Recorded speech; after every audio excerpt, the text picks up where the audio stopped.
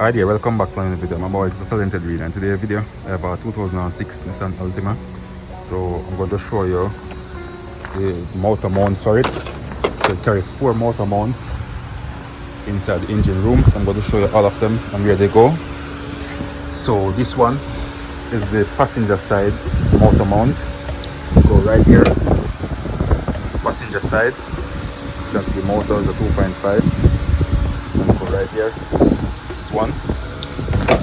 I'm going to show you the one that goes on top of the transmission, which is this one. Get the light. Alright, so right here, this one connect with, guys. So this one go on top of the transmission. This one go on the driver's side. So it's a left-hand drive vehicle. Go on the driver's side. Go right there on the pole. And I'll show you the other one. So I have another one right here. Take up both of them first. Alright, so there's another one that go right here. On to the back. There's another one go around here.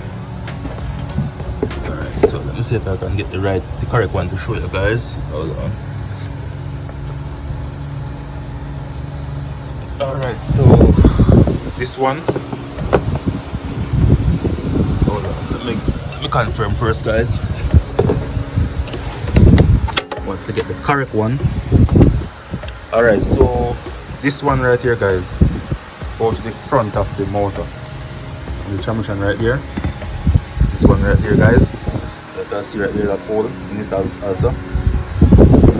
So this is what goes here. And to the rear. This one goes to the rear underneath. So you have to remove it from underneath the car. That's it right there, guys. And turn it up like this. So I'm going to change all 4 of them, guys. That's it right there. So if you're having trouble figuring out what kind of mount your car use and where they go, this video will help you guys. So if you find this video useful, please like, share, comment, and subscribe to my YouTube channel. Thank you all for watching. Catch you another time. Bye.